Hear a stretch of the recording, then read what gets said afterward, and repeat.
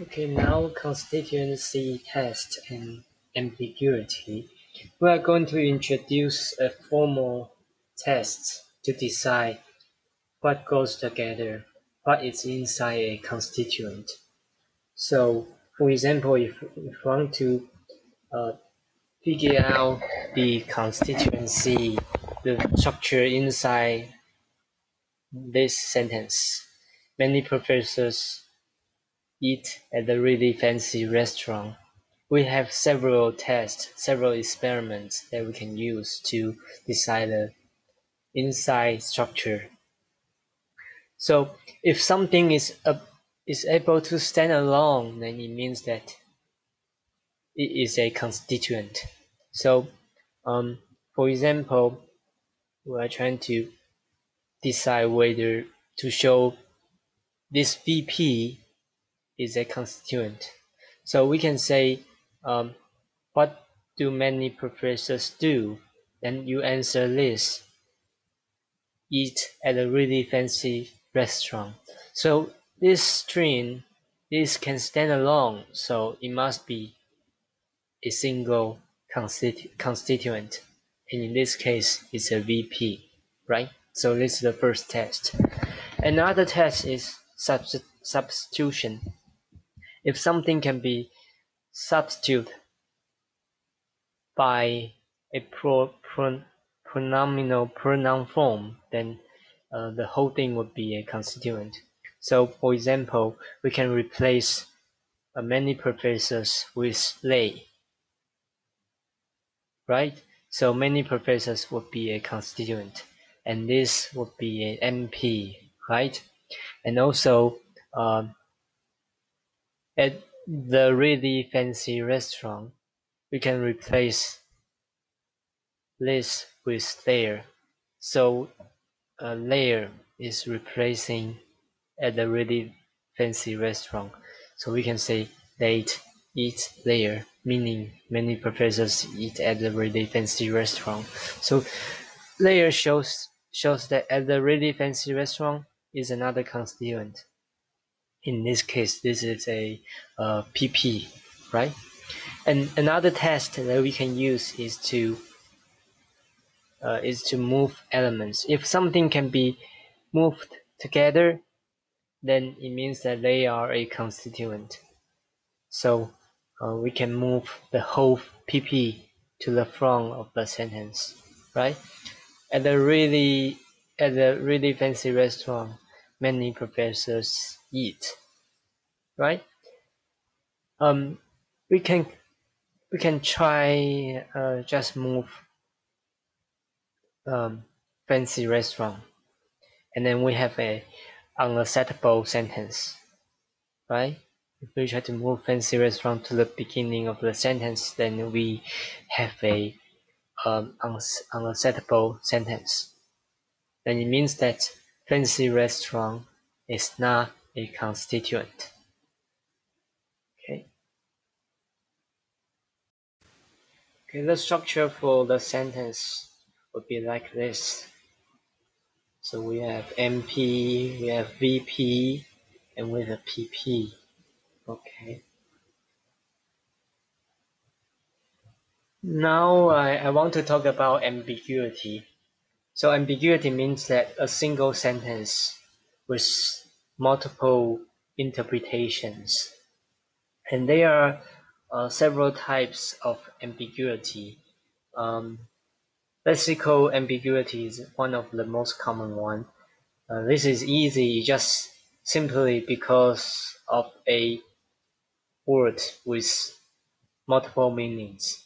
So, for example, here we have John went to the bank this morning. This sentence can have two meanings, right? It can have because of the meaning of bank. Bank can mean a river bank or a financial institute. So this will have two meanings. This is not that interesting. What is really interesting is this one, structural ambiguity, which means that a single sentence can have different structures. So we have different interpretations. For example, we have this sentence here. The lady saw a person with a telescope. We can take a look at this sentence. So the first interpretation would be this. The lady saw the person who is carrying a telescope, right? So here with a telescope is modifying a person, right? So in other words, a person with a telescope would be a single constituent with this interpretation. Let's see whether this is the case.